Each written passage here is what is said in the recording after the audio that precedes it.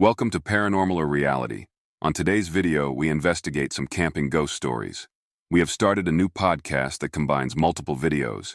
If you prefer listening to longer videos, the link will be in the description. Now let's begin. When I was 14, our scout group held their annual summer camp in Buxton, Derbyshire. Our site had a river flowing through it and was at the bottom of a hill.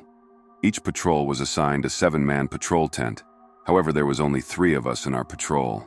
We all ended up sleepy on one side, leaving the tent half empty. I slept in between the other 2 scouts. One night I woke up to a shadowy figure staring down at me. It looked like a young boy around the same age as me, but I couldn't make out any features. Having only just woken up and my brain not functioning properly, I assumed it was the scout sleeping on my right. I asked him why he was up and where he'd been, but no response came from him. He just stood there watching me.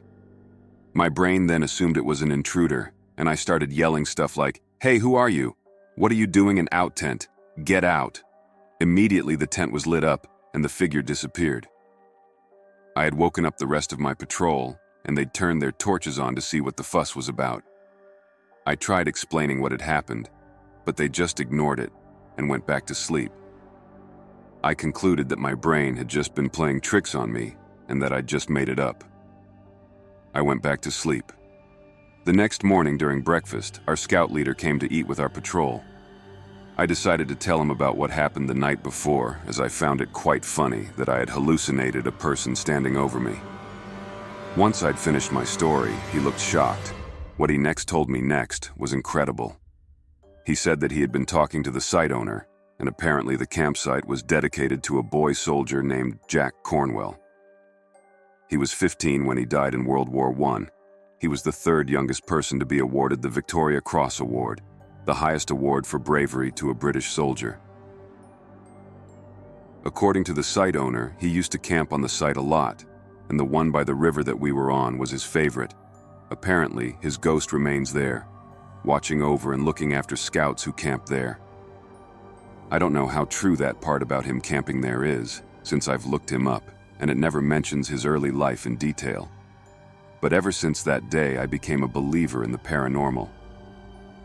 This happened 3 weeks ago, and I think I'm ready to tell it. My best friend and I went camping. He's relatively new to the hobby, so he's been tagging along with me as I have plenty of experience camping. I took him to a beginner-friendly backcountry camping site that I've gone to 24 times with various friends. It's important to note, I've never stayed overnight there alone.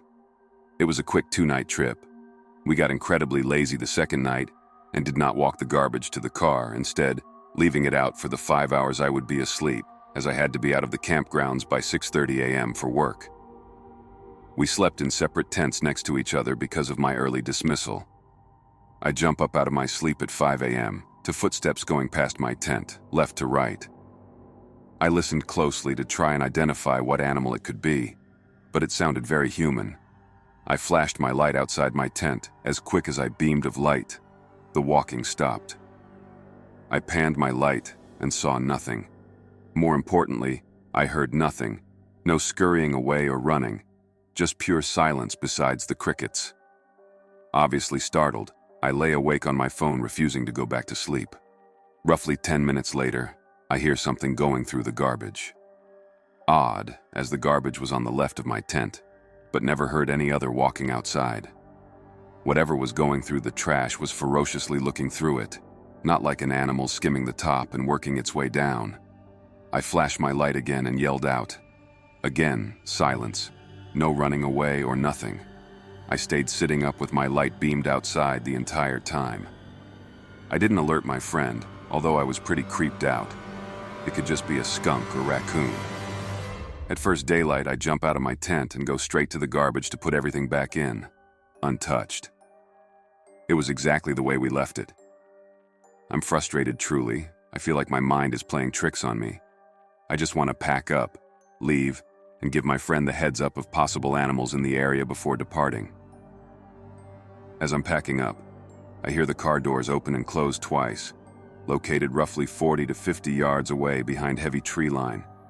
My fight or flight response kicks in, and at this point I'm convinced someone is messing with us. so I choose fight. I grab my axe and head over to the cars.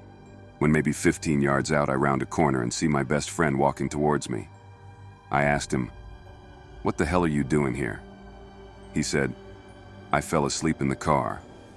I said, "Were you walking around the campsite an hour ago?" He responded, "No, I've been in the car the whole night." Then I said, "You were still at the campfire when I called it a night. When did you go to the car?" He said, "Truthfully, I can't remember." It was at that moment the realization came over me that I was at the campsite entirely alone, being tormented by something I couldn't see or identify. A sudden chill coursed throughout my entire body. I told my friend I would explain everything later, but please pack your stuff and leave with me. I went to bed back home with a nightlight on for 5 nights. I'm just now able to tell this story. I've been camping 30 to 40 times and solo backpacking 8 times. And never in my life have I ever experienced a night like I did that night. Hey all! So, I've had many spiritual ghosty experiences. I thought I'd start sharing some of them. Maybe some of you have had similar experiences and can relate, or maybe some of you will just have a good scare while reading. But nevertheless, here is one of my ghost stories. So this happened in 2013 when I was 18 years old. It was sometime in the summer. I've forgotten exactly when, but that isn't really relevant. My friend, her boyfriend, and several of his friends were going to camp out for a couple of nights in Sulphur, Oklahoma. They invited me and my boyfriend at the time to join them. Everything had been great. We had a typical summer camping experience with lots of swimming, hiking, and arguing over correctly setting up the tents during the day. Nighttime comes around, and earlier in the evening, we befriend some people camping near us and invite them over. We have a nice fire going. We are all just sitting around, talking with our new friends and a bottle of Bacardi Zombie. Around midnight, we all start to get a little restless with our campsite. Our new friends tell us we should drive out to a cliff that overlooks the town. The moon was super bright that night. We all thought that was a great idea. Kids don't go hiking in the middle of the night. It's super dangerous. Anyway, 9 of us pile into my friend's boyfriend's truck. 6 of us in the bed of the truck, 3 in the cab. Her boyfriend didn't drink, so he was definitely okay to drive. Another point I'd like to make is that I had only 1 drink this night, and at the point of our excursion, it had been a couple hours since I'd had it. So I definitely wasn't intoxicated, and certainly not intoxicated enough to hallucinate what I saw. Where we were was a very dark, rural road headed up to this cliff area. There are a few houses up this way, but at the time it was pretty desolate. There were also no cars except for us on this road at this time. My friend, my boyfriend, and I were sitting on the driver's side, out in the back of the truck. We are outside enjoying the breeze. We come up to a spot on the road where we are passing a home. Again, there are some houses out here, but not a ton. It's not a residential area. It's rural, so there's no street lights.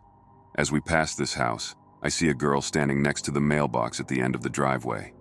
She's barefoot, dirty blonde hair that's just past her shoulders, light blue sundress with what appeared to be a flower print, and she's just standing there motionless and facing the road. Her face was completely expressionless. I may have thought she was a mannequin had she not turned just her head and held my gaze as we drove by, and kept staring until we were out of sight of each other.